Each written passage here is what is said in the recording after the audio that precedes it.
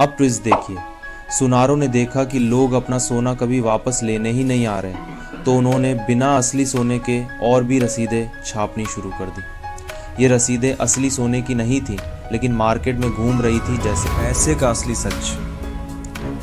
क्या आप जानते हैं ये कैसे काम करता है? नमस्कार मित्रों, स्वागत है आपका एक और धमाकेदार और ज्ञानवर्धक वीडियो में। आज हम बात करने जा रहे हैं एक ऐसी चीज़ की जो हर इंसान की ज़िंदगी में सबसे ज़्यादा असर डालती है, पैसा। अब सोचिए ज़रा, एक कागज़ का टुकड़ा जिसके लिए लोग पूरी ज़िंदगी खपा देते हैं, जिसकी कमी में रिश्ते टूट जाते हैं और जिसके पास ज़्यादा है वो ही सबसे ताकतवर कहलाता है। लेकिन क्या आपने कभी रुककर सोचा है कि ये पैसा असल में होता क्या है, और इससे भी ज़रूरी ये सिस्टम काम कैसे करता है? चलिए आज हम इस रहस्य को खोलते हैं। हज़ारों साल पहले जब दुनिया में ना कोई करेंसी थी और ना ही बैंक, तब लेन देन के लिए वस्तु विनिमय प्रणाली यानी बार्टर सिस्टम का इस्तेमाल होता था। मतलब अगर मुझे दूध चाहिए और मेरे पास गेहूं है, तो मैं किसी ऐसे को ढूंढूंगा जिसके पास दूध हो और उसे गेहूं की ज़रूरत हो। अब सोचिए कितनी बड़ी दिक्कत है ये। इतना परफेक्ट मैच हर बार कैसे मिलेगा? और इसी उलझन से बचने के लिए इंसानों ने सोच लिया, चलो ऐसा कुछ खोजते हैं जिसे सभी एक्सेप्ट करें। तब शुरू हुआ कमोडिटी मनी का चलन। मतलब गाय, अनाज, नमक, तंबाकू, जो भी चीज़ सबको चाहिए वो बन गई पैसा। लेकिन इसमें भी प्रॉब्लम थी। गाय बीमार हो सकती है, अनाज सड़ सकता है, इसलिए आगे चलकर आए सोने और चांदी के सिक्के जो टिकाऊ थे और हर कोई उन्हें वैल्यू के तौर पर मानता था।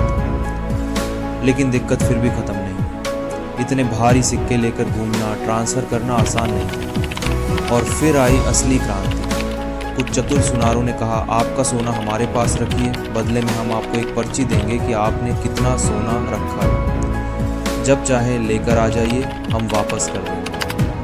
ये IOU रसीदें इतनी चलन में आ गई कि लोगों ने सोना लाना ले जाना ही बंद कर दिया और इन्हीं रसीदों को पैसों की तरह इस्तेमाल करने लगे। अब ट्विस्ट देखिए। सुनारों ने देखा कि लोग अपना सोना कभी वापस लेने ही नहीं आ रहे, तो उन्होंने बिना असली सोने के और भी रसीदें छापनी शुरू कर दी। ये रसीदें असली सोने की नहीं थी, लेकिन मार्केट में घूम रही थी जैसे कि है। और इसी तरह शुरू हुआ फ्रैक्शनल रिजर्व बैंकिंग का गेम। अब यही सिस्टम आधुनिक बैंकों में भी लागू होता है। तो बैंक उसका सिर्फ एक छोटा हिस्सा, करीब 10% अपने पास रिजर्व रखता है। बाकी 900 रुपये वो किसी और को लोन दे देता है। अब मज़ेदार बात यह है, आपका अकाउंट भी 1000 रुपये दिखाता है और जिसे लोन मिला है उसका भी बैलेंस 900 रुपये होता है। यानी एक ही असली पैसे से दो लोगों को पैसे मिल रहे। अब वो व्यक्ति जिसने लोन लिया था वो उस पैसे से कुछ खरीदेगा, कोई प्रोडक्ट, कोई सर्विस। वो पैसा फिर किसी दुकानदार के खाते में चला जाएगा। अब वही बैंक उस नए खाते से 10% रिजर्व रखेगा और बाकी पैसा फिर से लोन लेगा। और यही प्रक्रिया कई बार दोहराई जाती है और इस तरह से बैंक सिर्फ रुपए से लगभग 10,000 रुपए तक की वर्चुअल मुद्रा बना सकता है, वो भी सिर्फ कंप्यूटर में नंबर टाइप करके। अब सवाल उठता है, क्या बैंक में जमा पैसा पूरी तरह सुरक्षित है?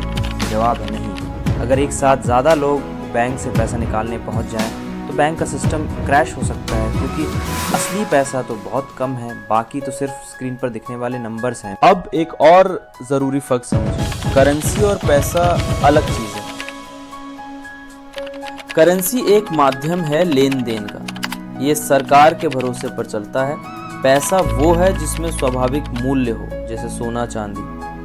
अगर सरकार कल कह दे कि 500 और 1000 के नोट अमान्य हैं, तो वो कागज़ का टुकड़ा बन जाता है। लेकिन एक सोने का सिक्का तब भी वैल्यू रखता है। आजकल बहुत लोग डिजिटल गोल्ड या गोल्ड बॉन्ड में निवेश करते हैं।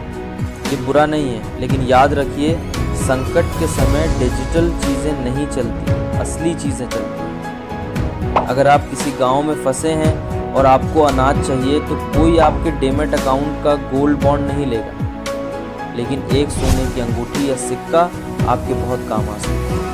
दोस्तों, अब आपको समझ में आया कि पैसा सिर्फ एक नंबर नहीं है, ये एक भरोसे का सिस्टम है, एक ऐसा सिस्टम जिसे जानबूझकर जटिल बनाया गया है ताकि आम लोग इसे ना समझ सकें, लेकिन अब आप जान चुके हैं।